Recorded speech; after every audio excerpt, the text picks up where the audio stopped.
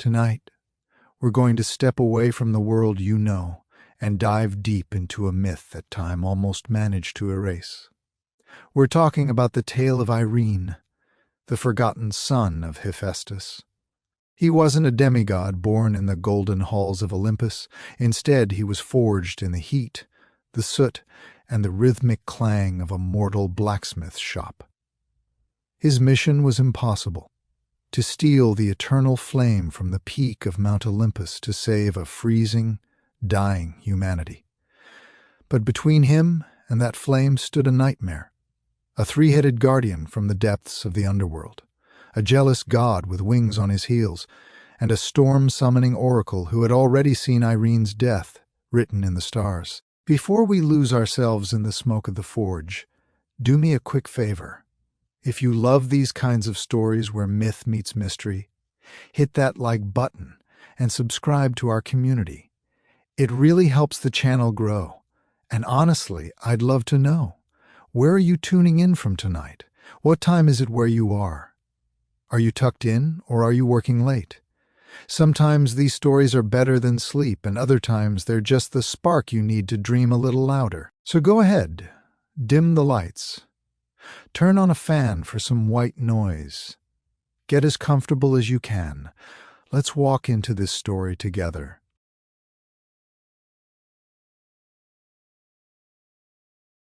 In the flickering shadows of Mycenae, in a place where men shaped iron with nothing but sweat and prayer, there was a woman whose hands were said to rival the gods themselves.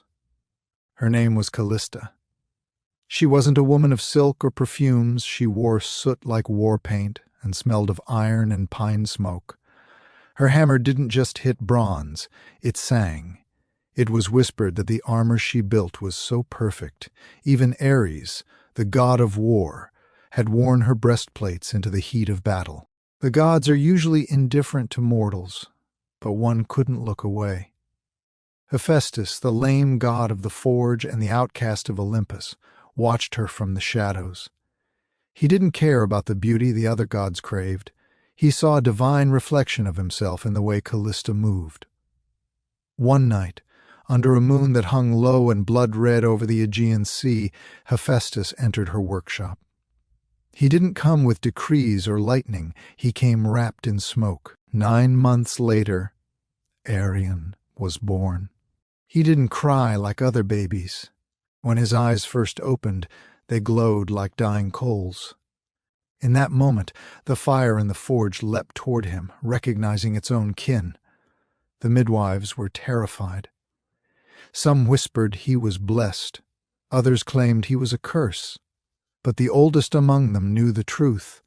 A boy born of such heat was never meant to stay in the world of men for long. Arion grew with an unnatural speed. By the age of 5, while other children were playing in the dirt, he was already shaping raw iron.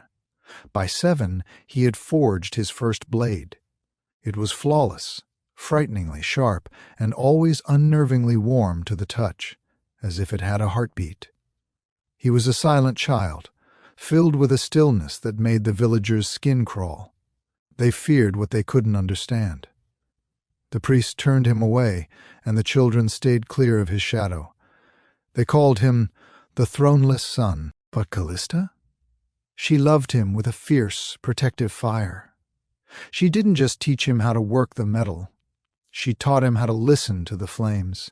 She knew that one day, the fire he carried inside him would either light the world or burn it to the ground. Callista would always tell him, her voice barely a whisper over the roar of the furnace. The flame obeys those who actually listen, Arion. It never belongs to those who try to command it. By the time he hit 16, that lesson wasn't just something he knew. It was something he lived. Arion's forge didn't just burn, it breathed. It stayed alive day and night, shaping steel for cities he'd likely never visit, and for kings whose names meant nothing to him. But even as the molten metal flowed like liquid silk under his hands, something much deeper was starting to shift inside him. He realized, maybe for the first time, that he wasn't born to be just another servant to the crown. He was born to change the way the world worked. You see, a long time ago, the eternal flame was more than just a tool. It was a gift stolen from the stars by Prometheus, a spark that gave us more than just warmth. It gave us thought, art, and that tiny bit of divine that makes us human. It was the only thing standing between us and the animals. But that age of fire was fading out. Humans had grown a bit too arrogant, forgetting to be grateful, and the gods? Well, the gods had finally turned their backs on us. It started so slowly you almost didn't notice it. A fireplace here and there that just stopped glowing. Forests that stayed gray even in the spring. Then the storms started lasting weeks instead of days. Crops began to shrivel up before they could even break the soil. Soon enough, a bitter frost was creeping into people's bedrooms in the middle of July.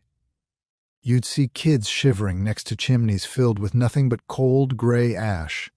Old women would huddle together, whispering prayers into the darkness, hoping for a spark that never came. The scholars tried to blame the stars, and the priests called it a punishment. But deep down, everyone felt the same bone-chilling fear. The gods hadn't just left. They had locked the door behind them, and they were right. High up on Mount Olympus, the gods had hidden away the last true flame. It was trapped in a divine brazier, guarded by fate itself, untouched by a human hand for centuries. They wanted us to suffer. They wanted us to remember our place in the dirt. But you can't keep a secret that big forever. In the quiet corners of the world, things were starting to stir. The dryads in the dying woods started whispering about a boy born of fire. Nymphs claimed they saw actual sparks dancing in the eyes of a young man from Mycenae. The winds began to carry one name, over and over, Arion. Even in the freezing, silent halls of Delphi, the oracle began to have these vivid dreams.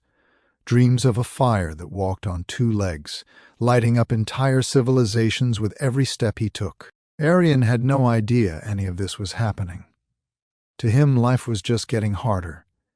The iron felt more stubborn under his hammer. His forge needed more and more air just to stay lit. That natural warmth he'd always felt in his bones was starting to slip away, and he couldn't figure out why, but the world was watching him. Even the divine brazier on Olympus, shielded by marble and ancient magic, flickered for the first time in an eternity. It wasn't reacting to Zeus or Hera. It was vibrating in sync with a lonely boy born of fire and sorrow. Eventually, Arion knew he had to go to the source. He traveled to Delphi. If you saw Delphi back then, you'd know how bad things had gotten. It used to be the center of everything, where kings would climb the mountainside just to hear a whisper of their future. Now, it was a ghost town. The massive columns were cracked and covered in moss. The sacred springs had dried up into a cold, bitter mist. No one greeted him at the gates. The torches that used to line the path had been dead for years. Ivy crawled over the altars like skeletal fingers, refusing to let go of what was left.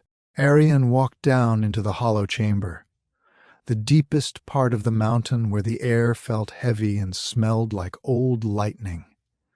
There, sitting on a throne made of crumbling stone, was the oracle. She was draped in heavy violet robes, her skin looking like pale wood ash.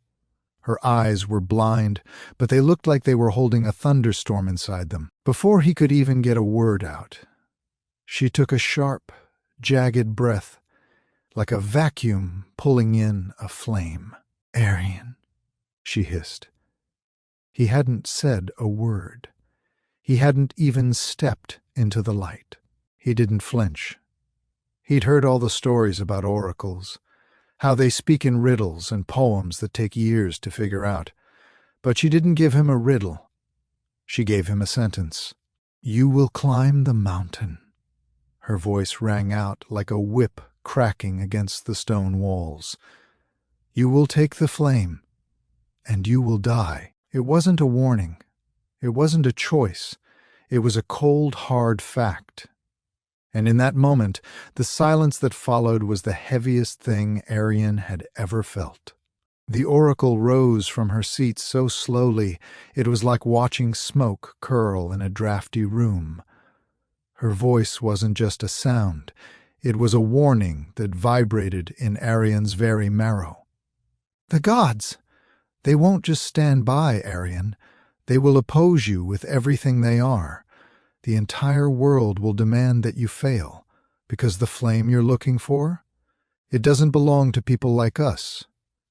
It was stolen once before, and the price for that theft was an eternity spent in chains." Arian didn't blink. He stepped forward, his knuckles white as he clenched his fists.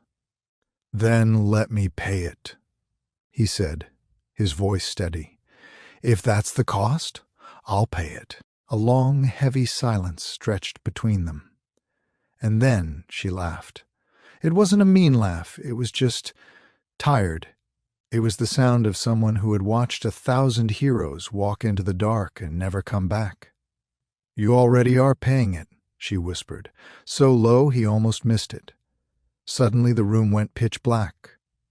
The thunder outside reached a deafening peak, and the very air felt like it was pulsing with something ancient and raw.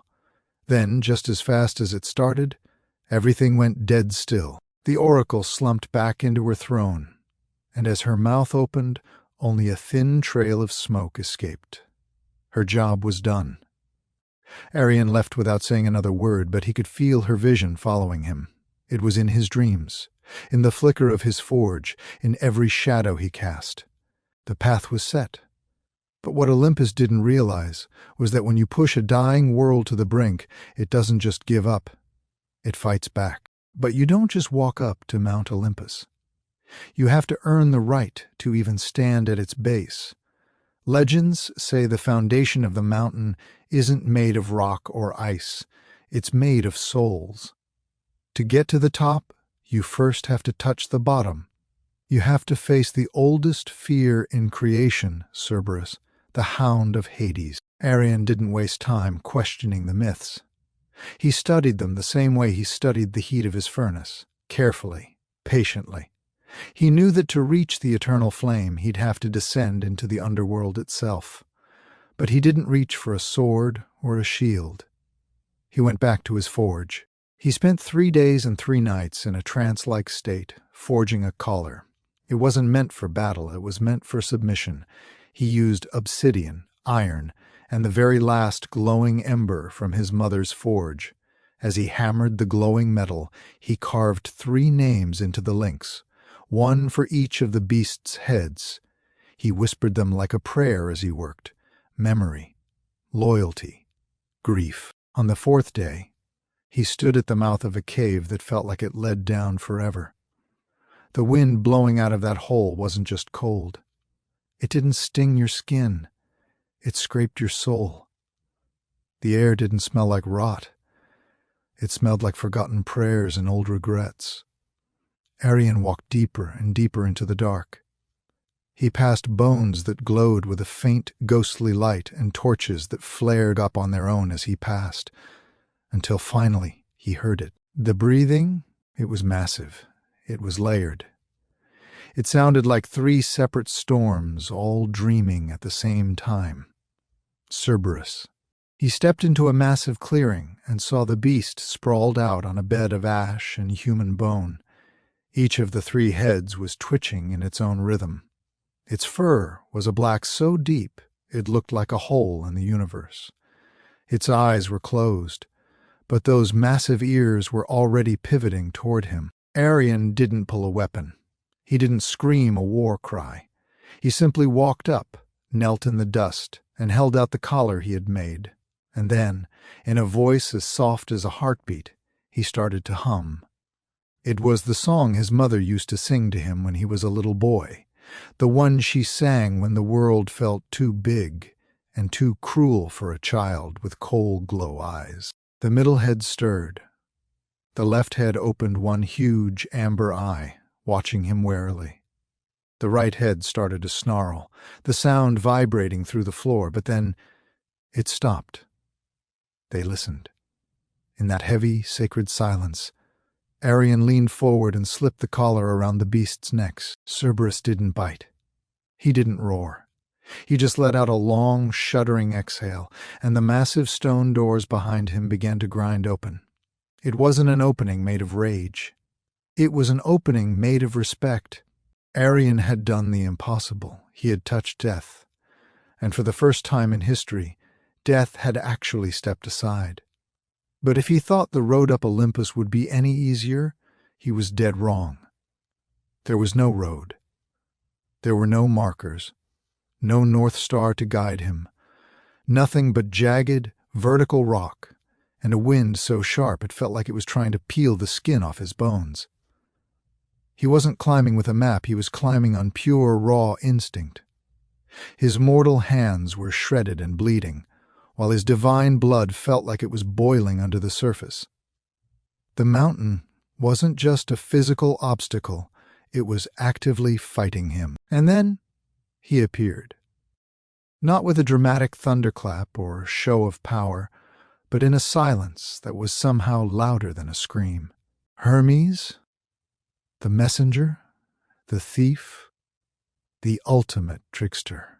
He was just standing there on a narrow ledge ahead of Arian, looking like a casual traveler. He had a loose cloak, sandals laced with delicate feathers, and eyes that were as sharp and unforgiving as broken glass. A crooked, playful grin danced on his lips. "Well," Hermes said, casually spinning a gold coin between his fingers, "to be honest, I thought you'd be taller." Arian didn't even slow down. He just kept reaching for the next handhold. "I know exactly why you're here," Hermes continued, walking effortlessly beside him, as if gravity were just a suggestion. "You want to bring fire back to the mortals? It's sweet, really. Noble. But mostly, it's just stupid." Arian finally paused, his chest heaving. He looked the god in the eye and said, "Then stop me." Hermes let out a dry chuckle. "Stop you? Oh no. I'm not here to fight you, kid. I'm here to make sure you understand the fine print of this deal. You're walking into the heart of Olympus, into the private vault of the gods. You're trying to step into a story that simply isn't yours to tell." "And yet," Arian replied, his voice raspy, "here I am." That playful smile on Hermes' face flickered and died. "You're trying to fix a balance that was broken for a reason," Hermes said, his tone turning serious. "The flame was a gift once, sure, but it was a mistake. Now the gods guard it like a dragon guards gold, not because it's precious, but because it's dangerous." Arian stared right through him. "Then they've forgotten what real danger looks like." For the first time, Hermes looked genuinely annoyed. The air around them turned heavy and sour. The coin in his hand vanished instantly, and the wings on his sandals twitched with nervous energy. "You think you're Prometheus," he said, his voice dropping to a cold, lethal whisper. "But you aren't even a flicker of light compared to him." "I'm not trying to be him," Arian answered, pulling himself up another foot. "I'm trying to finish what he started." Hermes stepped forward and pressed 2 fingers directly onto Arian's chest. "Then consider this my gift to you." Pain didn't just hit Arian, it surged through him. It wasn't the kind of pain you get from a cut or a burn. It was deeper. It felt like a thread inside his very soul was being twisted and snapped. "The fire you're looking for," Hermes whispered in his ear, "will burn away everything you are." And then he was gone. The mountain groaned under the weight of his departure. Thunder rolled across the sky, not the kind that brings rain, but the kind that brings consequences. Arian kept climbing, now carrying a curse that felt like liquid frost in his lungs. At first it was just a tightness in his chest, but the higher he got, the more it eroded him. Piece by piece, the man was being scraped away, leaving something raw and primal behind. Mount Olympus wasn't just a mountain anymore, it was alive, and it was furious. The cliffs shifted under his feet, the wind screamed down the ravines like the voices of ancient kings, angry that their rest had been disturbed. The world was losing its color, the trees vanished, the birds stopped singing. Even the stars seemed to pull back into the blackness of space, refusing to watch what was about to happen. Arian slipped. He bled. At one point he nearly plummeted to his death, but a sudden, violent flash of heat from inside his chest steadied him. It was as if the flame Hermes warned him about, the one that would destroy him, was already waking up to save him. He kept going, because every time his muscles screamed for him to stop, he saw the faces of the people back home. He saw the cold villages, the children huddled in the dark, and his mother, her hands blistered and raw, still trying to forge warmth for a world that had forgotten what it felt like.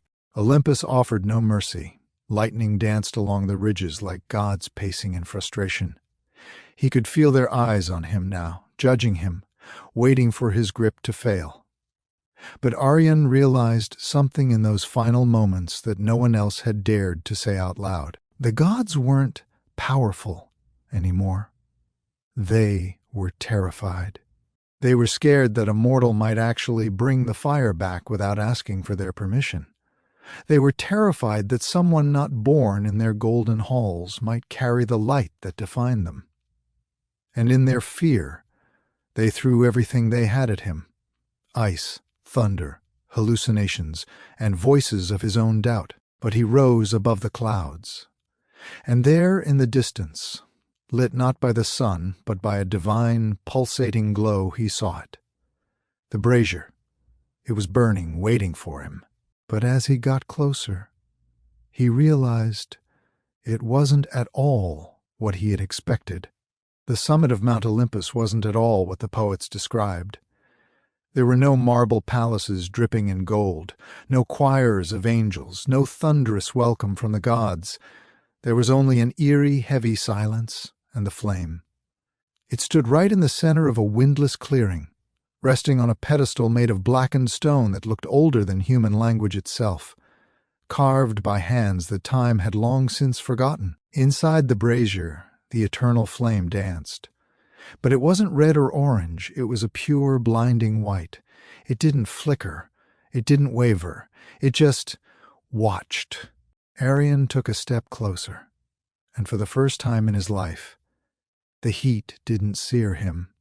It entered him. It was like two long-lost siblings finally recognizing each other. His breath caught in his throat, and that tiny ember Hermes had cursed into his heart began to pulse with a rhythm that matched the white fire. He reached out his hand, and in that split second, time just stopped. He saw everything. He saw future cities built from the glow of firelight. He saw his mother's forge, burning bright in the middle of a dead winter. He saw civilizations rise from the dust and fall back into it, all built around a fire they eventually forgot to be grateful for. And then he saw the punishment. He saw Prometheus, chained to a cold rock, his body torn apart day after day by a vulture. The gods called that justice, but Arian saw it for what it really was, fear wearing a crown. He could have turned back right then. He could have let humanity figure it out, let them adapt to the cold and forget he ever existed. But then the wind whispered a name, Callista. He remembered who he was. He grabbed the flame with both hands, and it didn't just burn him. It took him. Pain screamed through his entire being, but it wasn't the pain of dying. It was the pain of being rewritten. His bones cracked and reformed. His skin began to glow. His veins pulsed with raw, white light. He fell to his knees, letting out a roar that had no sound, as the flame poured into every cell of his body. It erased the boy he used to be and forged the fire-bearer. He wasn't holding the fire anymore. He was the fire. The brazier behind him flickered one last time, and then went cold. The eternal flame was no longer a prisoner of Olympus. It had chosen a new home. Arion collapsed beside the empty stone, smoke curling from his fingertips. His eyes were no longer human. They glowed like the first light of dawn. He could barely breathe, but with every shallow exhale, a wave of warmth spread outward, rolling down the mountain and toward the freezing world below. He hadn't just taken the fire, he had taken it for everyone. Arion didn't walk down Olympus. He carried the mountain's weight with him. The moment he started his descent, the world changed. The winds went silent. The sky cleared. Even the sharp rocks beneath his feet seemed to shift and guide him, recognizing that he wasn't a trespasser anymore. He was a torch. Wherever he stepped, the frost melted instantly. The air didn't smell like smoke. It smelled like rebirth, like the first day of spring. But he was dying. His limbs were trembling under the massive weight of the memories he now carried. The eternal flame wasn't just heat. It was the memory of every spark that had ever existed. He felt the first campfire in a prehistoric cave, the torches of Athens, the forges of Troy. He felt the cost of it all. The wars fought with fire, the cities burned in its name. He realized the gift of the gods had never been innocent, but this time he wasn't giving them a weapon. He was giving them a chance. He passed the empty cave of Cerberus, noticing that even death had stepped aside for him. When he finally reached the world below, he found a village frozen in time. People gathered around him, not with weapons, but in total awe. Arion didn't say a word. He didn't have to. He simply held out his hand, and a tiny flame danced from his fingertips into a cold hearth. It roared to life. Then another, then another. A chorus of warmth spread from house to house, city to city, across lands that had forgotten what it felt like to be warm. Arion was burning up. His hair shimmered like liquid gold, and his skin began to crack like cooled obsidian. He was transforming into something else entirely. He hadn't stolen the flame. He had become it. And as the warmth returned to the world, everyone whispered his name, not in a prayer, but in simple, honest gratitude. There was never a tomb built for Arion. No statues were carved in his likeness. No songs were sung in the temples. There was no grand funeral or final battle. And yet, he never truly left. After the fires returned, stories began to spread. In tiny, distant villages, hearths would light themselves in the middle of the night. Frozen forests would suddenly blossom overnight. Blacksmiths whispered that their iron grew soft much faster than before. And children, huddled by the fire, would tell their parents they saw a man made of light standing in the shadows just before the flames grew tall. No one could prove it, of course, but they all told the same story. He walked until there was nothing left of his mortal shell to walk with. His body had burned away, not from weakness, but because he had finally finished the work he was born to do. What was left of Arion, his bones, his blood, the very sound of his voice, didn't just vanish. It transformed. It became the spark in the flint, the smoke in the wind, and the heat that keeps the night at bay. He didn't keep a single piece of himself. He gave it all away to a world that was freezing to death. They say the very last place his spirit touched was his mother's old forge. It had been abandoned for decades, the stone cold and covered in dust, until one night a traveler passing through swore he saw something impossible. He saw a boy, glowing with a soft white light, hammering away at an anvil. When the traveler blinked and looked again, the forge was empty, but the fire was dancing high and hot, exactly the way it did when Callista was alive. The gods felt it. Up on Olympus they felt the shift in power. The mountain trembled in a heavy, divine silence, realizing it had been stripped of its most precious secret. But interestingly, the gods didn't strike back. They didn't send lightning or plagues. Deep down, even they understood that Arion hadn't challenged them out of pride or a desire for war. He had simply reminded them of their purpose. And so the eternal flame, once hoarded by immortals, now flickers in every tiny village, every massive city, and every lonely mountain hut. It lives in the warmth of a bowl of soup shared between strangers, in the candles held by grieving hands, and in the torches of rebels looking for light in the darkest of times. And whenever people gather around that warmth, they always, always whisper the same name: Arion. Some say if your fire dims for no reason, it's just him passing through your room. Others say if you listen closely to the crackle of the wood, you can hear the rhythmic clink, clink, clink of a hammer striking an anvil. Steady, patient, eternal. Arion never really died. He became warmth itself. He wasn't a god, and he didn't care about being a hero. He was just a boy who gave up everything so the rest of us could remember how to glow again.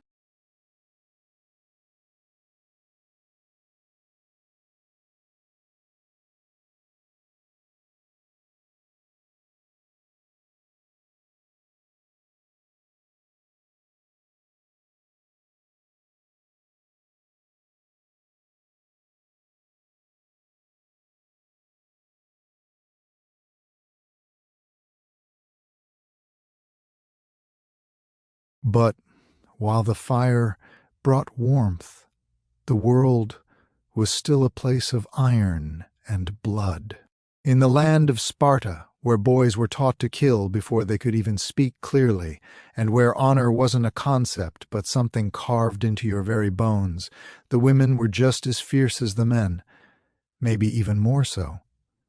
Among them was a woman whose name echoed through the marble halls like the clash of steel on steel: Leonthe, daughter of Commander Adrastos. Leonthe was born during a blood-red eclipse, while the omens were howling over the city walls. The midwives whispered that she didn't come from her mother, but from Ares himself. By the time she was 12, she was already out wrestling her older brothers in the dirt. By 16, she had led a hunting party into the brutal Taygetus Mountains and returned with 3 wild boars tied to the back of her chariot, her face splattered with mud and victory. Leonthe wasn't just respected in Sparta, she was feared. When she walked through the agora, her spine was as straight as a spear and her steps were silent. Men would lower their eyes when she passed, and women watched her with a complicated mix of envy and awe. She was a woman of few words, and when she did speak, she chose her words like an archer chooses arrows. Never wasted, always meant to hit the mark. But there was a side to Leonthe that the Spartan code didn't account for. When the sun went down and she finally stripped off her heavy bronze armor, when the torches dimmed and the shouting of the barracks faded away, she would sit and stare at the stars. She didn't look at them with a warrior's challenge, wondering how to conquer them. She looked at them with pure, quiet wonder. Buried deep beneath that shield and that muscle was a softness that no battle could ever quite scorch away. It was a yearning, not for a husband, and not for more land or more gold. It was a hunger for something Sparta didn't have a name for: peace, magic, mystery. She never told anyone. She couldn't. But she knew one thing for certain. Every time the moon was full and the city grew quiet, her body didn't want to rest. It pulled her toward the jagged cliffs hanging over the Eurotas River, calling her to a place where the rules of men didn't apply. Whenever she left the city walls, Leonthe did something that would have been considered treason in the eyes of any Spartan general. She would leave it all behind: her heavy ash spear, her bronze cuirass, and the weight of her fearsome reputation. In those moments she wasn't a commander or a daughter of Ares. She was just a woman wandering alone beneath the stars, breathing air that didn't smell like blood and sweat. She had this nagging feeling in her gut that the world simply had to be bigger than Sparta, bigger than swords, bigger than pride. It was like a faint melody playing in her blood, a song she couldn't quite hear but knew the rhythm of by heart. One night, under a sky so silver it looked like it had been scraped clean from the edge of a god's blade, she stumbled upon something that changed everything. Deep within a hidden grove, she saw a swan gliding across a pool of perfectly still water. The moonlight rippled off its back in a way that felt wrong. Not bad, just too beautiful. It was a kind of beauty that no warrior, no matter how decorated, could ever hope to achieve. From that single moment, Lanthi's life began to tilt. It started shifting away from the world of blood and battle towards something softer, stranger, and, though she didn't know it yet, far more dangerous. This grove was a secret. It was untouched by the grit of Spartan boots or the noise of civilization. Tucked away between two massive cliffs, the place whispered of things older than Sparta, maybe even older than Olympus itself. The trees there grew in strange crescent arches, their branches low and silvered by the moon's touch. At the center lay the lake, as flat and clear as a mirror. And then there was the swan. Its feathers didn't look like feathers. They shimmered like woven starlight. It wasn't quite white, wasn't quite gray, but something in between that the human eye isn't meant to see. It floated with the weightless silence of smoke, cutting through the water without leaving a single ripple behind. Its neck was arched with a grace that felt sculpted by divine hands, and its eyes, gods, those eyes. They didn't have that frantic, animal wildness you usually see in nature. There was no fear in them, only awareness. Leonthi froze. Every ounce of her military training screamed at her to be cautious. Nothing in the natural world moved with that much confidence before a predator. But the swan didn't fly away. It just watched her, calm and expectant. She took a step forward.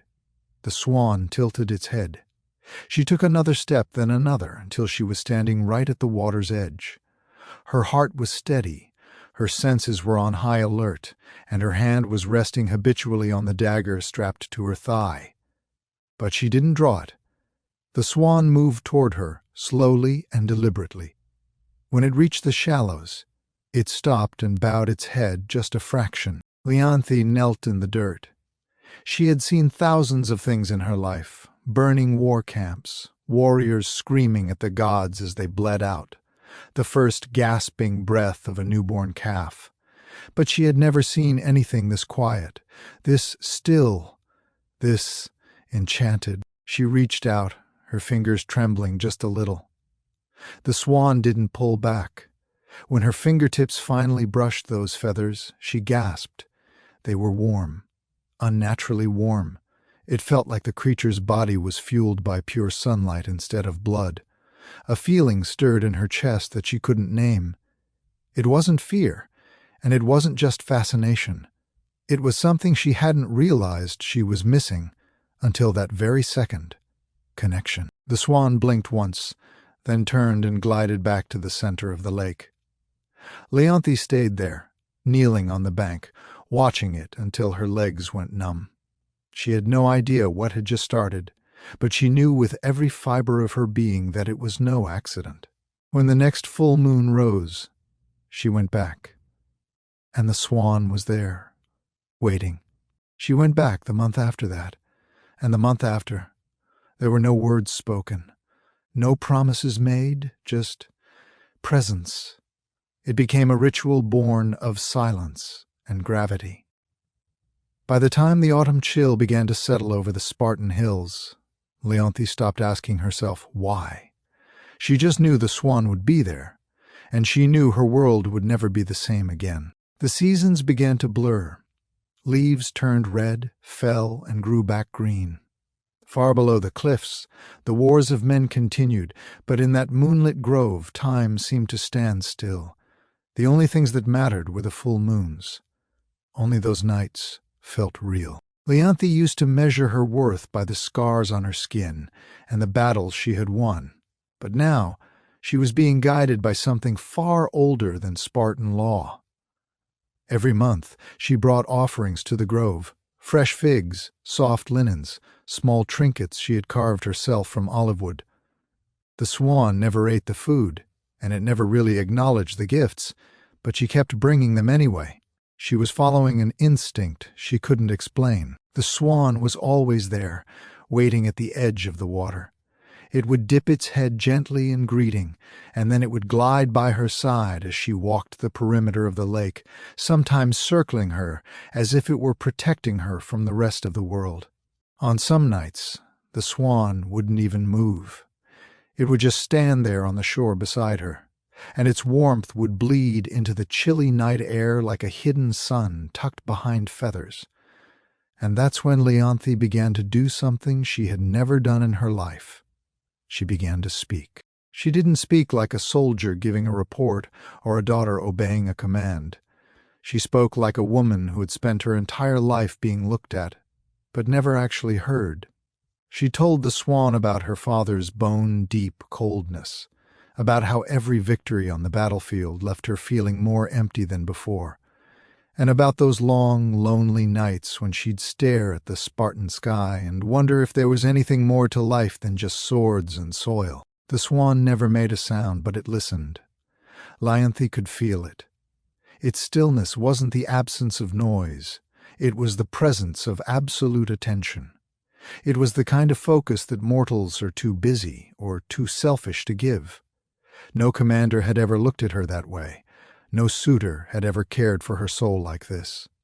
And no friend had ever offered such a sacred silence. As the months passed, the loneliness that had defined her life began to dissolve. Before each visit, she found herself braiding her hair with care. She smoothed out her rough traveler's robes. She would sit beside the swan for hours, her shoulder barely brushing against its wing, saying almost nothing, yet feeling more than she had ever felt in a Spartan palace or on a bloody battlefield. Any other person would have been terrified.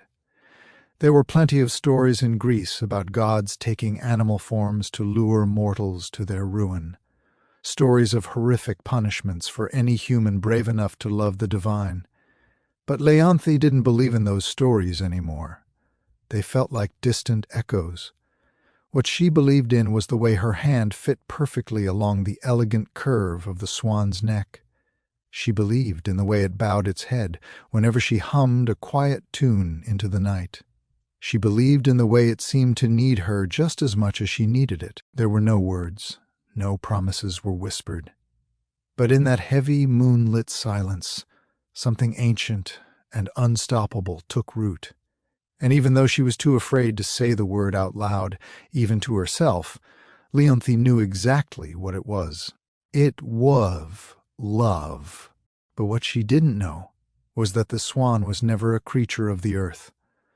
Those wings had once stretched across the entire sky. Those hidden fingers had once played a lyre so beautiful it made the sun rise. Its name had once been carved into the most expensive marble and shouted in hymns of praise across the world. Apollo, the god of light, the master of music, the voice of prophecy. Now he was silent, feathered, and bound. Long before Leonthi was even a thought, Apollo had committed what Zeus considered the ultimate sin. He hadn't rebelled with a blade or a throne. He had rebelled with the truth. He had spoken out against his father's cruel punishments and the cold silence that power demands from the world. For this, Zeus didn't kill him. Death was too easy. Instead, he unmade him. In a flash of divine fury, Apollo was stripped of his golden form, his voice, and his light. His entire divinity was forced into the body of a swan. It wasn't a lesson in humility, it was a reminder that he could still glow like the sun and yet be trapped in a cage of shadows. And the curse had one final, cruel condition. If any mortal ever discovered his true identity, the transformation would become permanent. He would be a swan forever, lost to the heavens. So Apollo waited. He waited through years, through centuries, through entire lifetimes. He floated on forgotten lakes and hid beneath the stars, watching as mortals slowly forgot his temples and stopped singing his hymns. He watched the world grow colder, as the gods withdrew into their own arrogance, until Leonthe arrived. Her presence cracked something inside him, something so deep that even Olympus had forgotten it existed: hope. He never meant for her to see him. He never meant to stay in that grove, but she kept coming back. Again and again she returned, and that voice of hers began to mean more to him than the music of the spheres. When Leonthe spoke to him in that silver glade, her voice was the only thing capable of making the dying embers of his divinity flicker back to life. She wasn't a polished priestess, a mystical nymph, or a chosen oracle. She was a warrior, a woman whose hands were calloused from the weight of spears, a woman who had been molded by loss and trained from birth to feel absolutely nothing. And yet, she was the only one who actually saw him. She didn't treat him like a divine symbol to be worshipped or a monster to be feared. She treated him as something sacred, something gentle, and something worth waiting for in the dark. Apollo didn't dare speak. He couldn't reveal his name without risking the curse becoming permanent. But in the slight tilt of his head and the absolute stillness of his body, he answered every unspoken question she had ever carried. And slowly, in a way that defied every law of Olympus, the god began to love her back. But in Sparta, solitude was a luxury that was respected only for a very short time. Leonthe's disappearances didn't go unnoticed. Every full moon, like clockwork, she would slip away from the barracks, away from the dust of the training fields, and away from the ever-watchful eyes of her kin. At first, no one dared to ask. She was Leonthe, untouchable, unshakable, the woman whose loyalty was literally carved into the scars on her back. But Sparta thrived on a very specific kind of order. Discipline was the oxygen they breathed, and hidden love was a foreign poison in a city built on total control. The whispers started small. "She wanders," they'd say. "She speaks less in the war councils. She still trains, but her strikes, they lack their usual venom." It was true. Leonthe had changed. Her movements were still as sharp as a blade, but they were no longer cruel. Her voice didn't cut like it used to. There was a softness in her eyes that made the other warriors uncomfortable. Some nights, she would catch herself smiling at a secret that the gods themselves couldn't steal. Her father was the first to truly see the cracks. Commander Adrastos was a man whose face had forgotten what softness felt like. To him, daughters were weapons to be aimed at the enemy, not women meant to follow their feelings. One evening, he summoned her under the pretext of discussing strategy. But as soon as the guards left the chamber, he didn't reach for a map. "What is it that keeps you from your sleep?" he asked, his voice low and dangerous. Leonthe offered him nothing but silence. "Do not forget who you are," Adrastos warned, his voice darkening like a coming storm. But the truth was, she had already forgotten. Or rather, she had forgotten the version of herself that Sparta had spent years molding. What the city had built in stone and bronze, the swan had touched with water and light. Leonthe found she was no longer willing to go back to being the hollow soldier they wanted her to be. Still, the city was watching. A patrol had once tried to follow her out past the walls, tracing her footsteps toward the jagged cliffs. They lost her near the ancient olive groves. She was far too skilled to be caught by a common scout, but it was enough to plant the seeds of suspicion. The priests began to mutter about dark omens. They spoke of moonlight carrying strange voices and lakes that stirred with an unnatural energy. They feared it was madness, or worse, the influence of a god they didn't control. Leonthe could feel the walls closing in. She knew that eyes were now looking exactly where they used to look away. Her silence, which had once been her greatest strength, was now making her vulnerable. But even with the danger breathing down her neck, she went. She always went. In that grove where the moon touched his feathers, she forgot the clashing iron of Sparta. She forgot the rules, the expectations, and the looming threat of her father's wrath. Only one thing mattered: not being seen. because she knew in her heart that if the world ever discovered what they had found in each other, it would destroy them both. The moon was heavy that night. It was low, swollen, and as golden as a dying flame.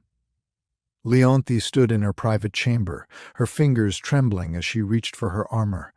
For the first time in her life, she couldn't even fasten the final clasp. Something was different. She had felt it for days, a quiet, deep trembling beneath her feet, as if the very ground beneath Sparta knew a secret that she was about to find out the hard way. The swan had been different during their very last meeting. The peaceful stillness they usually shared was gone, replaced by a restless, jagged energy.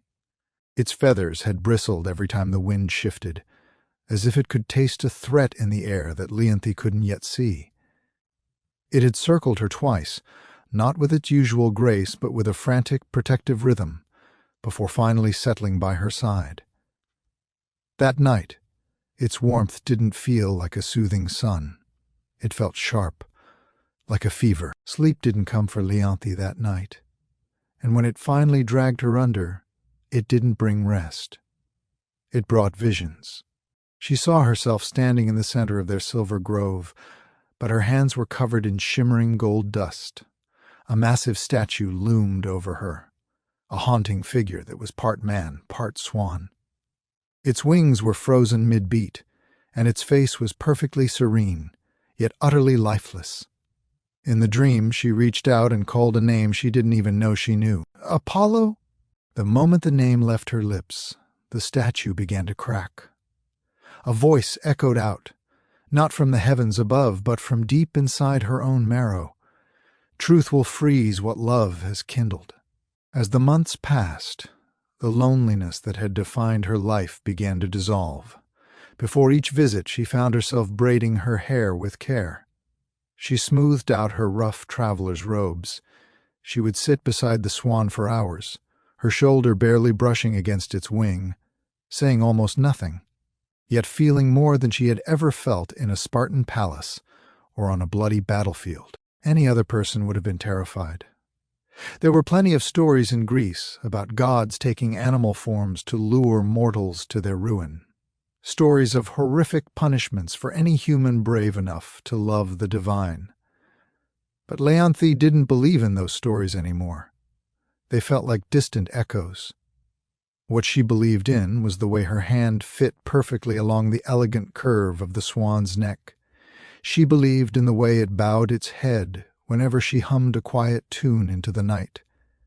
She believed in the way it seemed to need her just as much as she needed it. There were no words, no promises were whispered, but in that heavy, moonlit silence, something ancient and unstoppable took root. And even though she was too afraid to say the word out loud, even to herself, Leonthi knew exactly what it was. It was love. But what she didn't know was that the swan was never a creature of the earth. Those wings had once stretched across the entire sky. Those hidden fingers had once played a lyre so beautiful it made the sun rise. Its name had once been carved into the most expensive marble and shouted in hymns of praise across the world. Apollo, the god of light, the master of music, the voice of prophecy. Now he was silent, feathered, and bound. Long before Leonthi was even a thought, Apollo had committed what Zeus considered the ultimate sin. He hadn't rebelled with a blade or a throne, he had rebelled with the truth. He had spoken out against his father's cruel punishments and the cold silence that power demands from the world. For this, Zeus didn't kill him. Death was too easy. Instead, he unmade him. In a flash of divine fury, Apollo was stripped of his golden form, his voice, and his light. His entire divinity was forced into the body of a swan. It wasn't a lesson in humility, it was a reminder that he could still glow like the sun and yet be trapped in a cage of shadows. And the curse had one final cruel condition. If any mortal ever discovered his true identity, the transformation would become permanent. He would be a swan forever, lost to the heavens. So Apollo waited. He waited through years, through centuries, through entire lifetimes. He floated on forgotten lakes and hid beneath the stars, watching as mortals slowly forgot his temples and stopped singing his hymns. He watched the world grow colder as the gods withdrew into their own arrogance. Until Leonthe arrived. Her presence cracked something inside him, something so deep that even Olympus had forgotten it existed. Hope. He never meant for her to see him. He never meant to stay in that grove, but she kept coming back. Again and again she returned. And that voice of hers began to mean more to him than the music of the spheres. When Leonthe spoke to him in that silver glade, her voice was the only thing capable of making the dying embers of his divinity flicker back to life. She wasn't a polished priestess, a mystical nymph, or a chosen oracle. She was a warrior, a woman whose hands were calloused from the weight of spears, a woman who had been molded by loss and trained from birth to feel absolutely nothing. And yet she was the only one who actually saw him. She didn't treat him like a divine symbol to be worshipped or a monster to be feared. She treated him as something sacred, something gentle, and something worth waiting for in the dark. Apollo didn't dare speak. He couldn't reveal his name without risking the curse becoming permanent. But in the slight tilt of his head and the absolute stillness of his body, he answered every unspoken question she had ever carried, and slowly, in a way that defied every law of Olympus. The god began to love her back. But in Sparta, solitude was a luxury that was respected only for a very short time. Leonthe's disappearances didn't go unnoticed. Every full moon, like clockwork, she would slip away from the barracks, away from the dust of the training fields, and away from the ever-watchful eyes of her kin. At first, no one dared to ask. She was Leonthe, untouchable, unshakable, the woman whose loyalty was literally carved into the scars on her back. But Sparta thrived on a very specific kind of order. Discipline was the oxygen they breathed, and hidden love was a foreign poison in a city built on total control. The whispers started small. She wanders, they'd say. She speaks less in the war councils.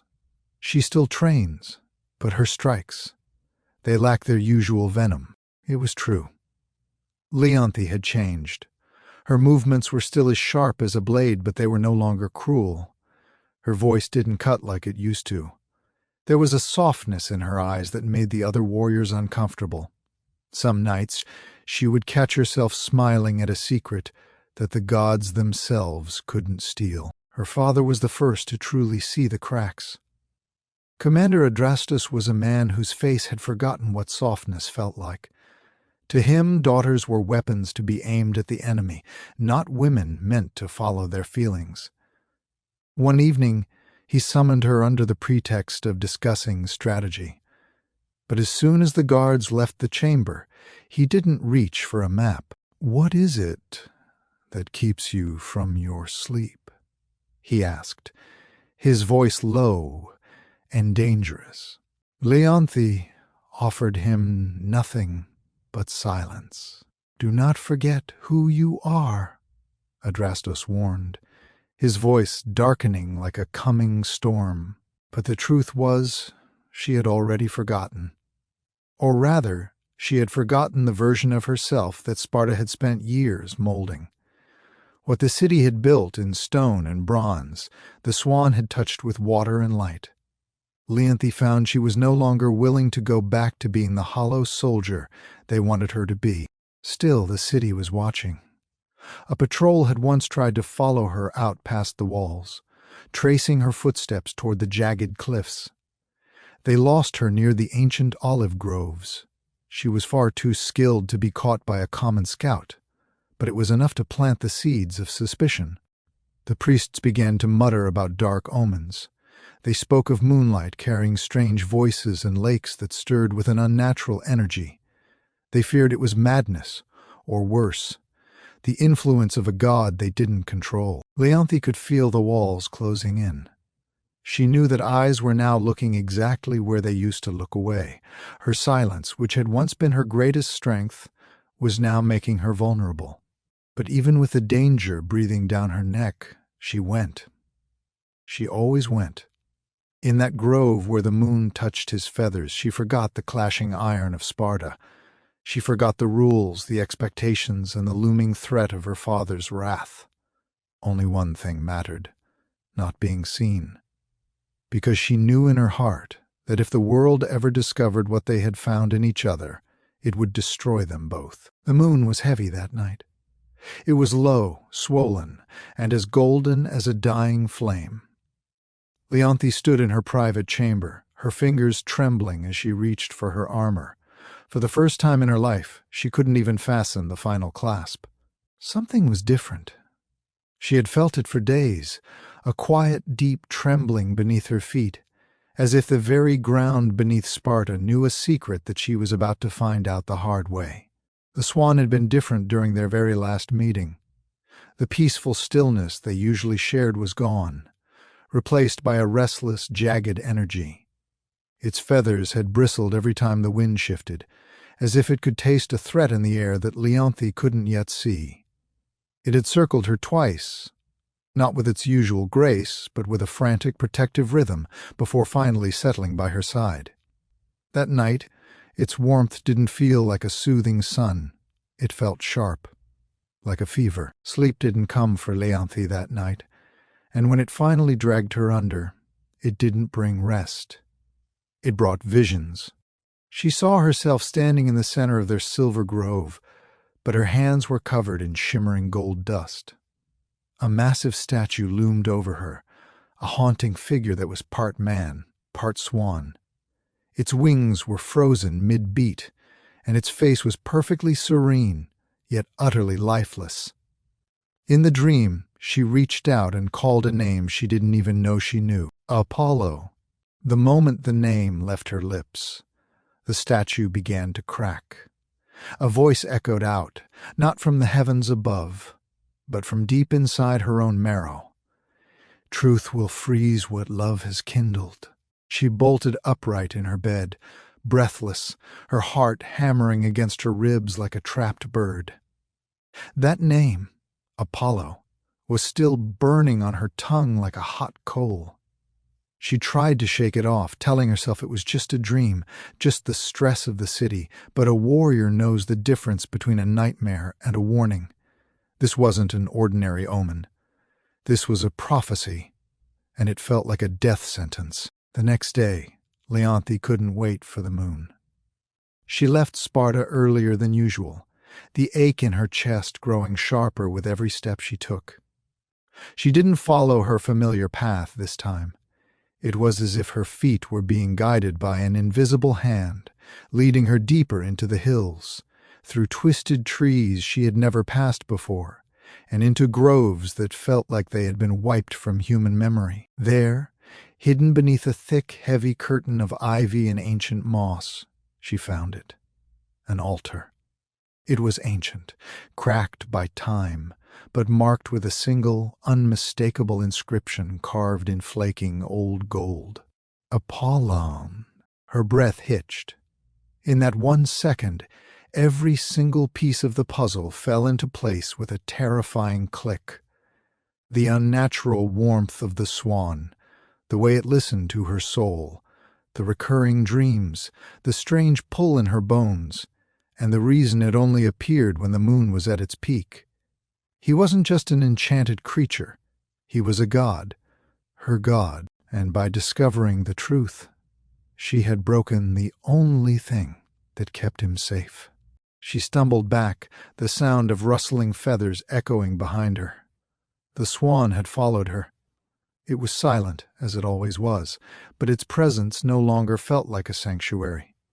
It was watching her with a profound, quiet sadness, as if it had already accepted the end.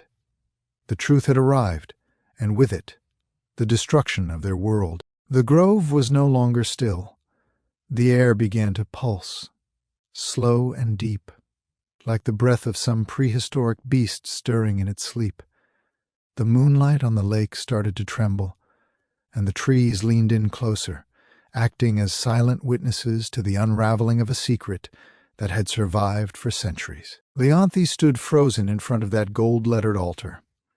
The name Apollo was still screaming in her mind like a spear striking stone.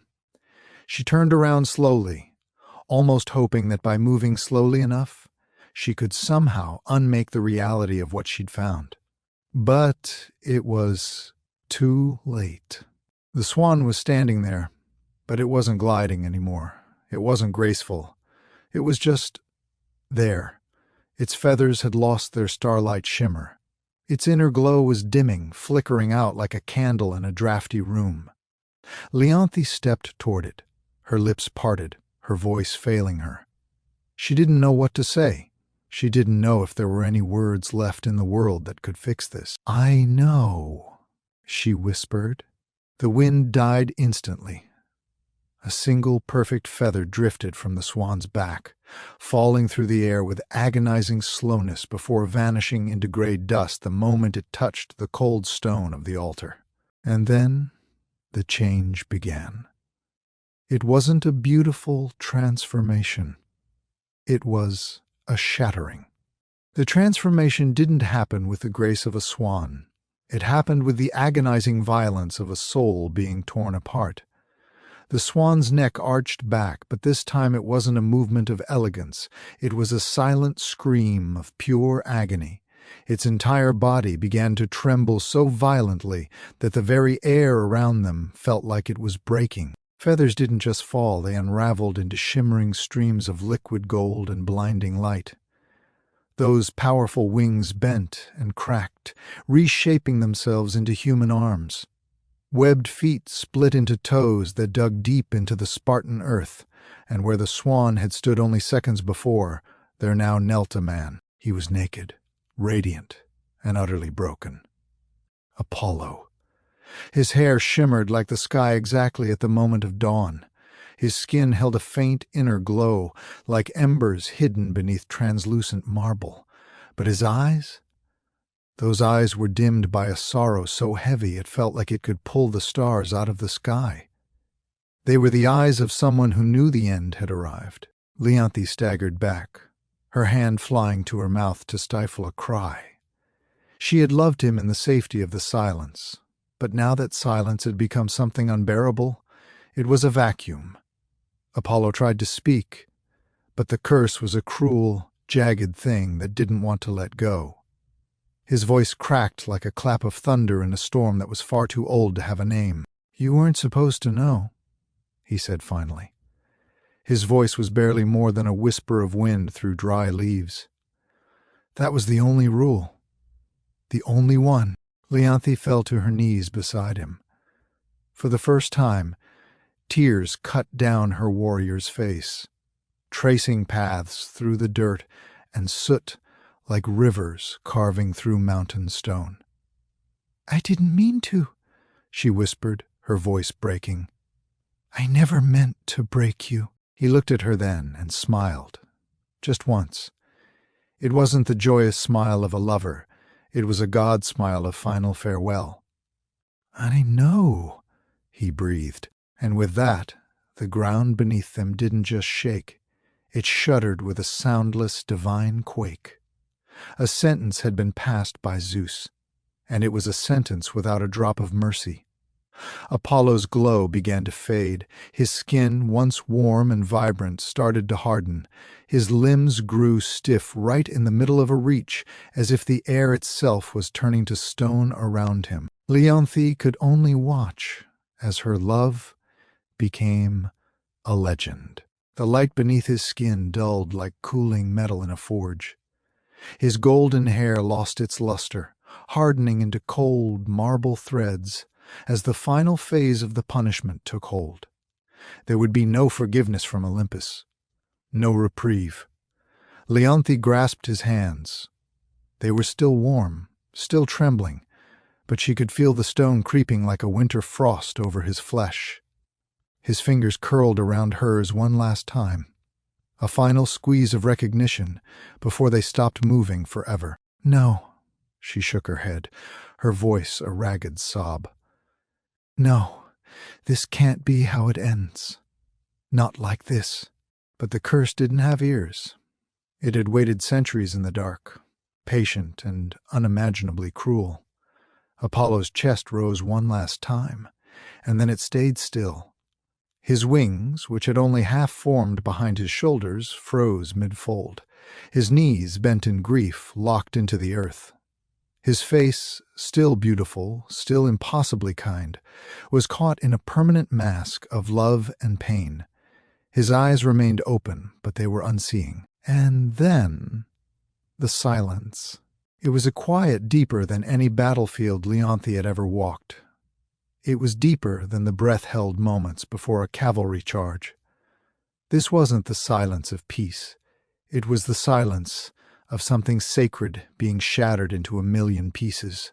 Leonthe knelt there for what felt like an eternity, her forehead pressed against his cold stone hand.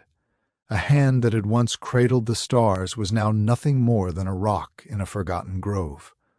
Her tears slid down his marble fingers and fell to the dirt, one after another, as steady and slow as a funeral march. The grove dimmed. Even the moon, which had been their only witness, seemed to draw back behind a veil of clouds, ashamed to watch the aftermath. No lightning came. No other gods appeared. The punishment was done. Zeus had spoken. The swan had flown its last flight, and Apollo, the god of light, was now a statue of silence, forever frozen in the moment of his final truth. Leonthe stayed long after the transformation was finished. She wrapped her arms around the cold stone, refusing to let go. She didn't scream at the sky. She didn't curse the heavens. There were no Spartans there to hear her anyway, no warriors to bear witness to her grief. There was only the wind, the ancient trees, and the stone figure of a god who had loved her not with thunder and fire but with stillness. Leonthe never went back to Sparta. She left her bronze armor where it lay in the dirt beside the altar. She unbuckled her sword and let her war-bound name drift away like smoke over the lake. The woman who had once stood tall among kings now lived in the shadows, kneeling beside a statue that would never move again. The grove became her entire world. Every full moon, without fail, she returned. She brought no offerings of food anymore, no incense, no formal prayers. She just brought herself and the memory of the warmth he once gave her. She would sit there for hours, her fingers gently brushing the cold stone hand she had once held when it was made of flesh and blood. Years passed, but for Leonthe, time had lost its meaning. Sometimes she spoke to the statue, her voice a soft murmur against the stone. Other times she hummed melodies that no musician had ever written, songs that didn't belong to the earth or the heavens, but to the secret space between them. Mostly, she just watched the water and said nothing at all. The nearby villagers began to tell stories. They whispered about a ghost woman who haunted the hills, a figure who wandered under the moon with eyes that looked like distant fading stars. Some said she had lost her mind to the mountain air. Others whispered she had been handpicked by the gods for a task mortals couldn't understand. But no one, not even the bravest hunter, dared to disturb her. Empires rose and crumbled in the valleys below. New gods were whispered about, and the old ones grew even more silent.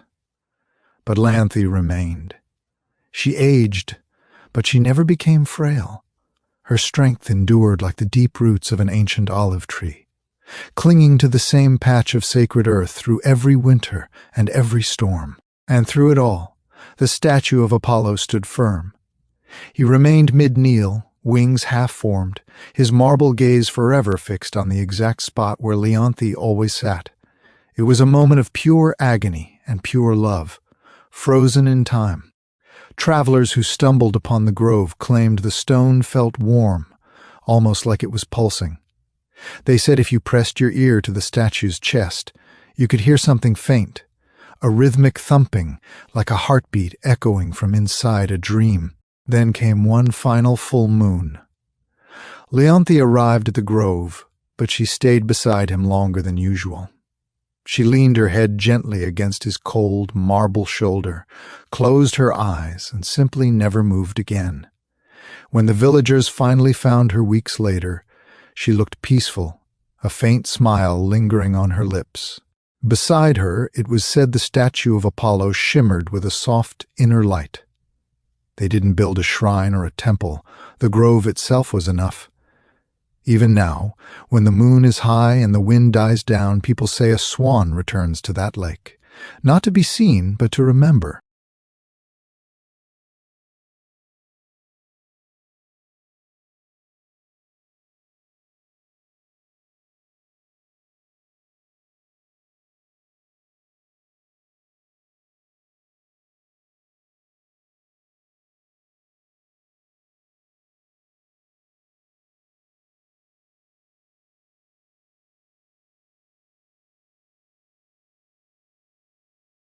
But the world never stays silent for long.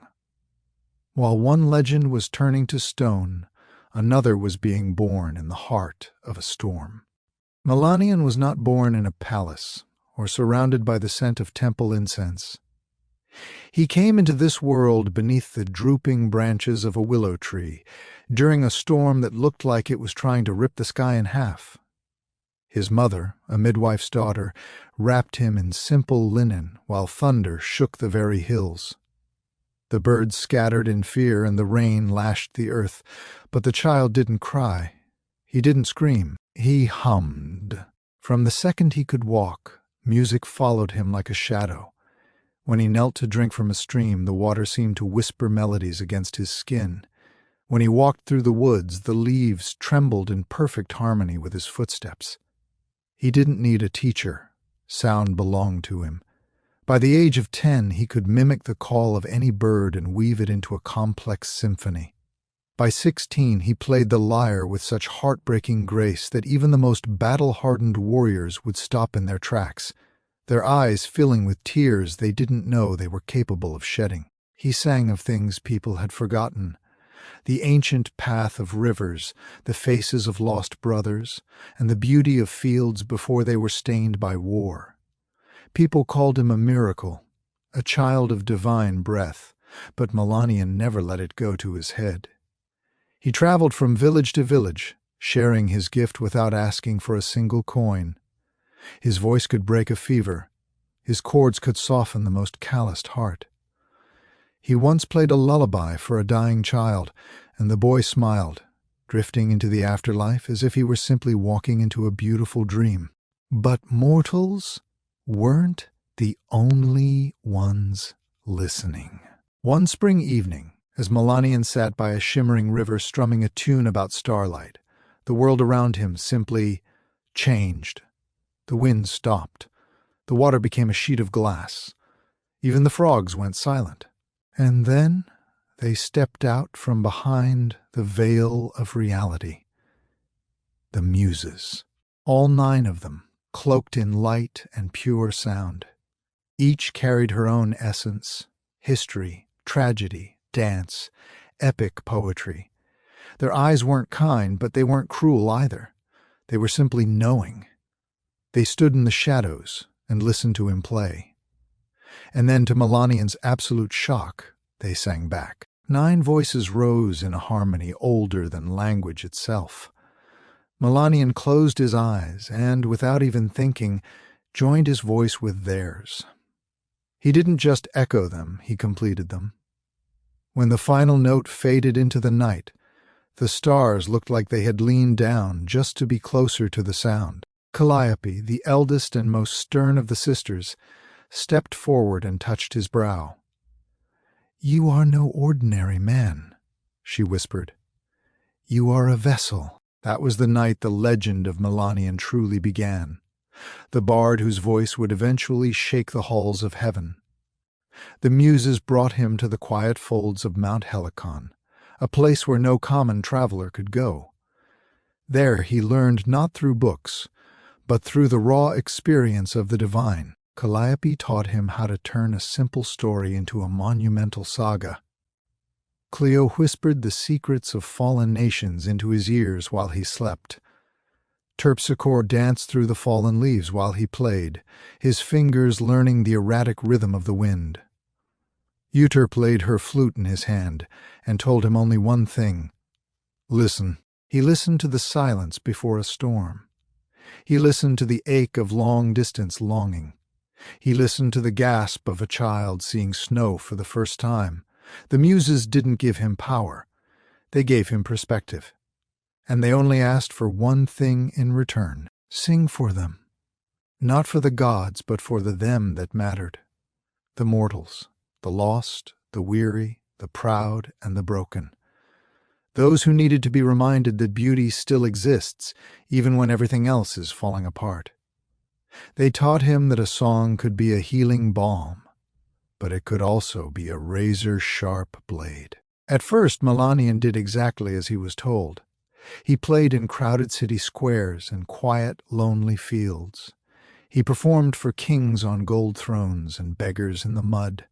His music stitched broken families back together and turned enemies into uneasy friends. He was the bridge between the world of men and the world of the divine. But as Melanian's gift grew, so did something far more dangerous: ambition. He wasn't content anymore with the melodies the muses had gifted him. He began to chase sounds that lived in the cracks of the universe, notes that no god had ever dared to touch. In the dead of night, while the rest of the world slept, he would sit alone, drafting fragments of a music that went beyond human language. He wanted to write a song that could literally bend time, still the raging winds, and bring tears to a stone statue. He wanted to write the final song. The scariest part? He didn't tell a soul. Not even the muses, the very sisters who had breathed life into his voice. Some part of him no longer wanted to share the divine. He wanted to surpass it. And the muses, who see everything, noticed the change. It wasn't in his fingers or his voice. It was in his eyes. He started looking right through them, as if he believed destiny owed him more than just simple admiration. In the distance, the fates stirred. Because, as every myth teaches us, no mortal can walk beside the divine forever without paying a heavy price. Melanian completely withdrew from the world. He turned his back on the standing ovations, the endless requests, the gold from kings, and the adoration of every city in Greece. He stopped performing, stopped teaching his students, and eventually he even stopped speaking to the muses. Some people thought he'd fallen ill. Others were convinced he had died. But the truth was far stranger. He had climbed the shadowed, jagged slopes of Mount Helicon, going deeper than any mortal had ever ventured. He found a cave lined with rare crystals that didn't just reflect light. They sang when a single beam touched them. There, in that humming darkness, he began to compose. It came to him in broken pieces. Sometimes in his dreams, sometimes in the roar of a thunderstorm, and sometimes in a silence so absolute it actually frightened him. He didn't write this song in the traditional sense. He found it hidden between the folds of reality. The melody was alive. It changed every time he took a breath, twisting and turning to match his heartbeat. This wasn't a song for a concert hall. It was the raw truth converted into sound. In its opening note he could hear the violent birth of stars. In its closing chords he felt the agonizing death of empires. It wasn't a sad song, and it wasn't a happy one. It simply was. Melanian labored in that cave for months, maybe years. Time works differently when you're chasing the divine. He barely ate. He slept only when the music finally let go of his mind. One moment he would be weeping. The next he'd be laughing like a madman, as if the song were playing him like an instrument. And when it was finally finished, the world felt it. Birds froze mid-flight. Ancient trees leaned toward the windless mountain. Streams went dead quiet. The sky itself seemed to hold its breath. Far above, in the golden chambers of Olympus, the gods turned their heads. Even the fates, who never look away from their weaving for anything, stopped their work. The cloth whispered, "A thread trembles."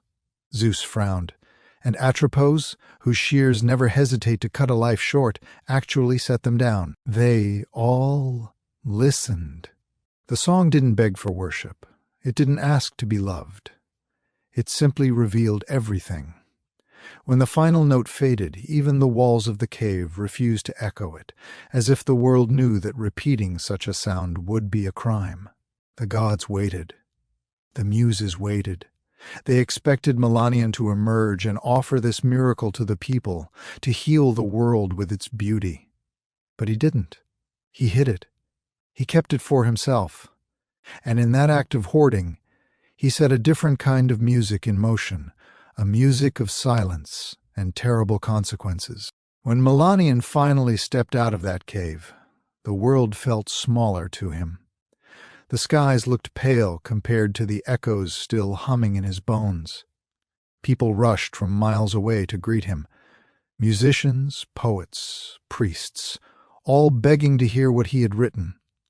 They wanted to feel the power that had made the heavens pause. But Melanian said nothing. They begged him again. He only offered a faint, cold smile. "Not yet," he said. Only the muses saw the truth. They came to him one dusk, stepping out from the starlight like breath from a lyre. Their robes still glowed with inspiration, but their eyes were filled with a dark warning. "You were chosen to carry beauty," Erato said, her voice soft and full of sorrow.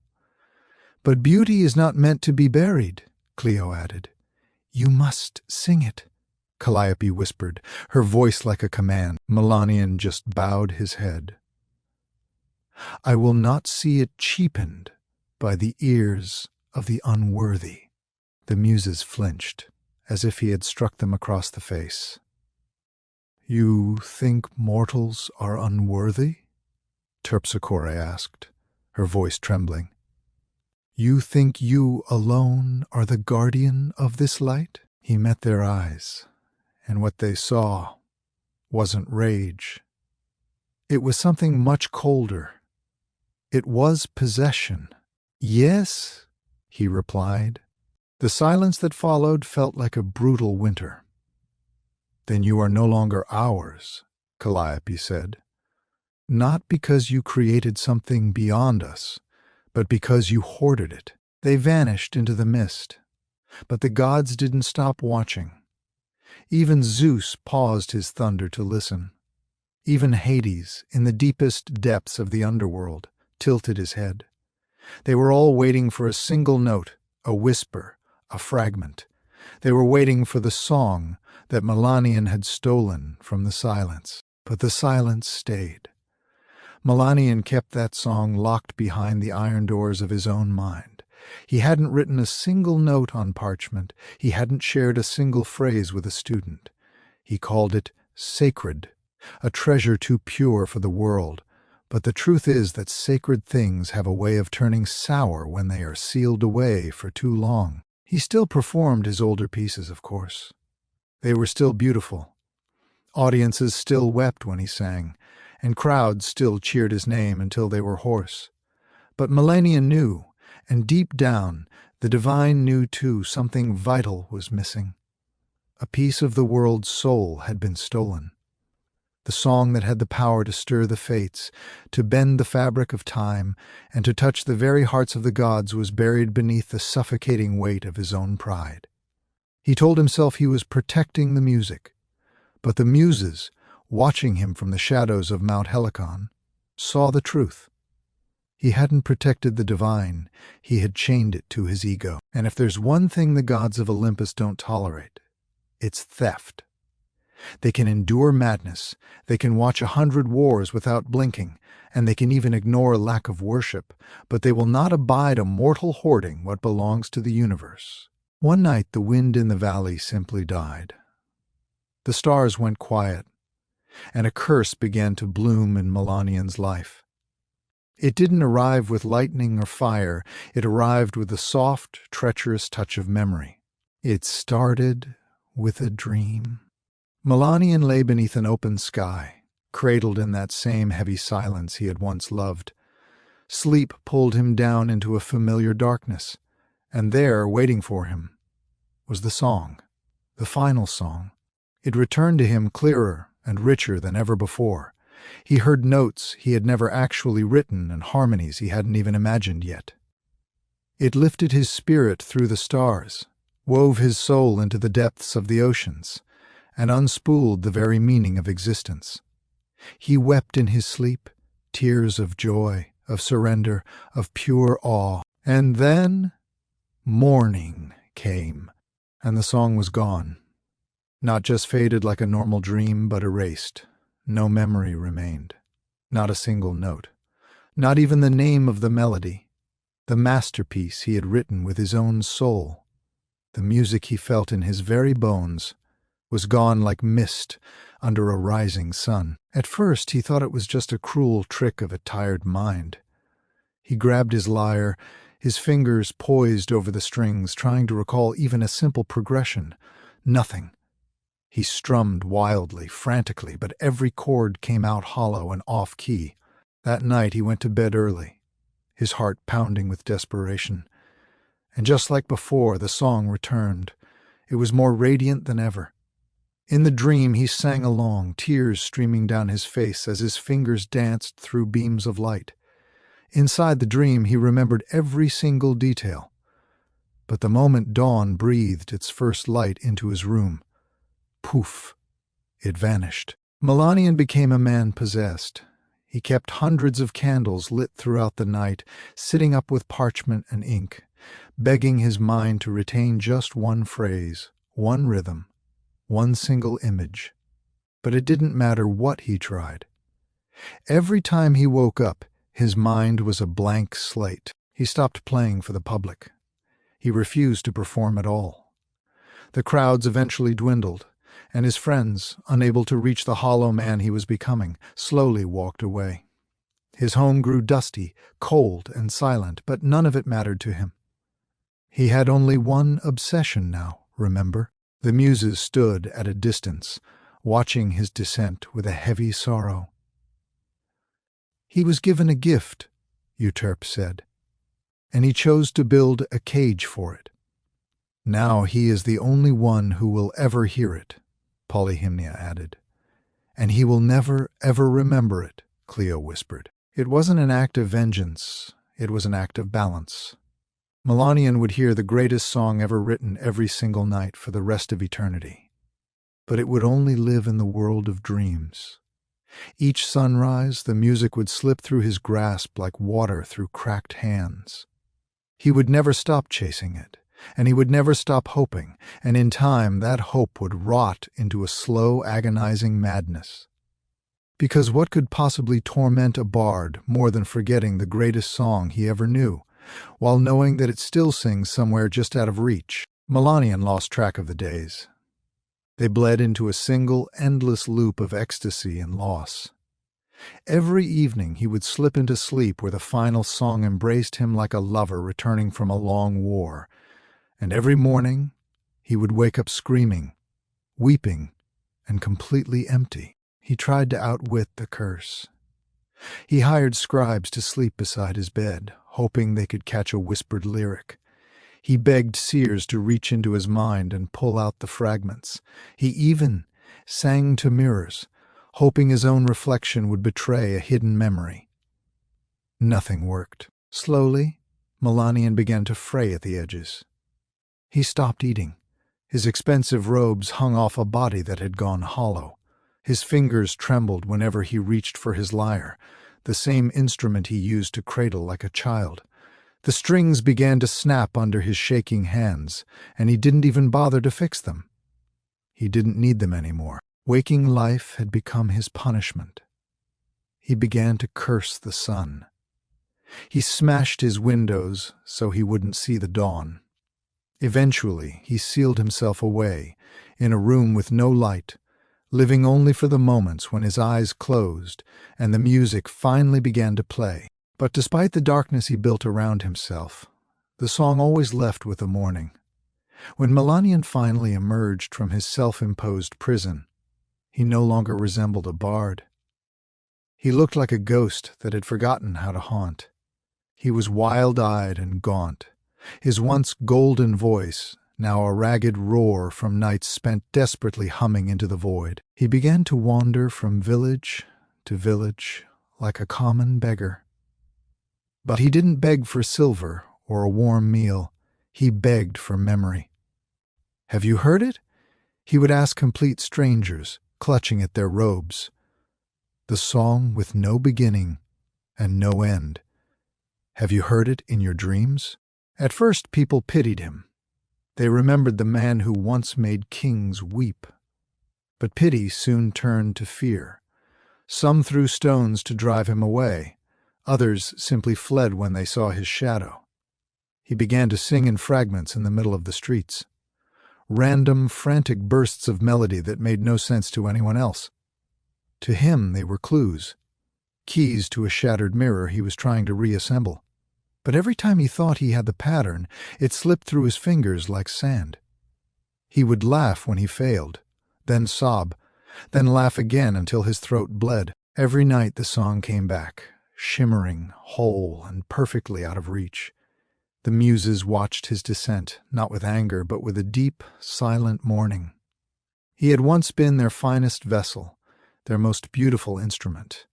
Now he was just a cracked jar, overflowing only when there was no one left to hear him. In his prideful attempt to hoard the divine, the song had become the very thing that unraveled his mind. Melanian no longer lived in our world. His body walked through it, yes, but his mind was caught in the gray space between dreams and daylight. He was a man trapped in a song he could only hear when it was too late to hold. He wandered barefoot through cities that had once hosted him like royalty. Children who used to sit at his feet now ran from him as if he were a monster. His name, once sung in praise, became a warning whispered by parents.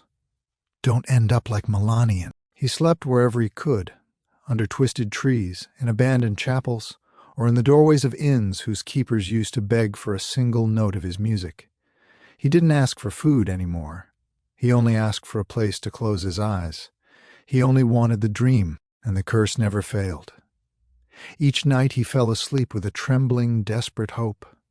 And each night the final song returned, whole, alive, a perfect ghost. And each morning he woke up to the absolute void of forgetting. The true cruelty wasn't the silence itself. It was the memory of the sound. He remembered that he had heard something transcendent. He remembered that it had meant everything. But he could no longer remember why. He began speaking to shadows, to trees, to the cold stars above. He would corner strangers and demand they sing to him, convinced that the melody was hiding in someone else's throat. Once, he became convinced a child had hummed a bar of it in passing. He followed the boy's family across 2 entire villages before collapsing in the dust, weeping and begging the child to sing it again. But the sound had just been something ordinary, a simple folk tune. He tried to outsmart the gods. He tried to hum while he was still dreaming, tried to force himself to wake up in the middle of a melody. But the curse was cleverer than he was. In the dream, he was paralyzed by the beauty. He could only hear. He could not move. He could not write. He could not carry anything back across the border of sleep. Some who saw him in his final days said he still hummed in his sleep. They said if you placed your ear near his mouth at midnight, you could hear a music unlike anything on this earth. But only then, only in the darkness. The muses no longer came. The gods stopped watching. Melanian, once the voice of the world, was now just an echo of a song the world could no longer remember, and he could no longer forget. Eventually, Melanian grew as thin as the twilight. His skin, once kissed by golden light, was now as pale and fragile as old paper. He stopped searching for the song. He stopped searching for anything. He simply walked. One evening he reached a high cliff overlooking the sea. It was quiet there. No towns, no roads, no judging eyes. Just the wind, the crashing waves, and the stars rising in a deep velvet blue. He sat curled against a stone, the sea breeze tangling the white wisps of his hair. He didn't cry. He didn't try to sing. He simply closed his eyes and let go, and the dream came. But this time, it was different. There was no delay. No mist to wade through. The final song was there from the very first second, full, clear, and overwhelming. But it wasn't just a sound anymore. It was a place, a presence, a world built entirely out of music. Melanian stood within it, barefoot on chords that bent like soft grass, stars pulsing above him in perfect rhythm. The sky was a symphony. The wind was a harmony. And he wasn't just hearing it anymore. He was part of it. His own voice joined the song, and this time it didn't tremble. It didn't forget. It soared. He saw every note he had ever lost. He saw every phrase he had spent years mourning, and in that moment he finally understood. The song had never left him. It had grown without him. It had become more than his human hands could ever hold. He wasn't its owner. He was never meant to be its guardian. He was simply its witness. In that final dream, there was no sorrow, no shame, no punishment, only release. When the sun rose over the ocean, Melanian didn't stir. The wind lifted softly around his body, as if it were gently carrying away his last breath. A shepherd passing the cliffs found him later that day. He looked peaceful, his hands resting on his chest, as if he were cradling an invisible lyre. There was no scroll found with him, no recording of his masterpiece. But above the cliff, high in the coastal sky, the seabirds flew in strange, beautiful formations, almost as if they were dancing to a rhythm only they could hear. And the sea, for a single moment, sang, not in words and not in melody, but in something older and deeper than both, something that Melanian had finally become. He was buried beneath a lone olive tree near the cliff where he took his last rest. No high priests performed the rites. No crowds gathered to mourn the great bard. There was only the shepherd who found him, and a few villagers who still remembered the old stories. But as the dirt covered him, the wind through the olive leaves seemed to hum a tune that lingered in the air long after the sun went down. What remained of the bard who once made the gods themselves pause mid-breath was not a monument. There was no marble statue, no gilded tomb, no inscription in a temple. There was only silence. But silence, in its own quiet way, has a power that words can never touch. It has a way of amplifying the truth, until it's the only thing you can hear. In the years that followed Melanian's passing, strange whispers began to drift across the land like autumn leaves. Travelers started telling stories of a cliff where the wind didn't just howl, it sang. They claimed that if you passed that lonely edge under the darkness of a new moon, a melody would rise from the crashing waves below. It was always brief, always fleeting, and always heartbreakingly beautiful. It wasn't a full song.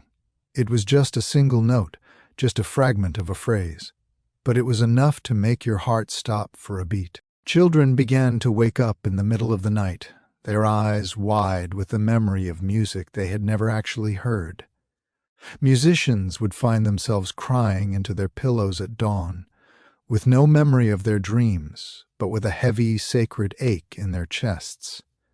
And sometimes, when a lonely bard sat on a porch at dusk with no audience but the stars, a sudden perfect chord would form beneath their fingers, a sound that didn't belong to them, a harmony that felt like it had fallen straight out of a higher world. They could never remember those notes by the time the sun came up, and they never tried to hoard them. The muses said nothing. They didn't curse another bard, and they didn't try to reclaim the song from the wind. They understood now what Melanian had ultimately become. He wasn't a warning to be feared, and he wasn't a hero to be worshipped. He was a vessel that had turned into a legend, a soul whose punishment wasn't born of cruelty, but of a simple refusal to let go, and whose redemption finally came not through sharing, but through the ultimate surrender. The final song was never written down on a scroll. It was never performed in the great amphitheaters or the holy temples of the gods. It doesn't exist in any scripture or any library. But it lives in those quiet, fragile moments between being asleep and being awake. It lives in the heavy hush that falls over a room just before a performer strums their very first chord. It lives in the way the sea sounds a little deeper, a little more ancient, when you are standing on the shore with a heart full of grief. Millennian song became part of the fabric of the world itself. It isn't something to be remembered by the mind. It is something to be felt in the marrow. It is a whisper in the bones, a melody without a single word, and those who are lucky enough to feel it, even for a split second, never quite forget the silence that follows. They say if you stand alone on the right cliff, on the right night, when no one is watching and the wind is feeling kind, you might just hear a sound that doesn't belong to this world. Just a fragment, just a breath of starlight. And maybe, just maybe, if you listen closely enough, you'll finally understand why Melanian could never let it go. You'll understand that some things are so beautiful, the only way to keep them forever is to become them.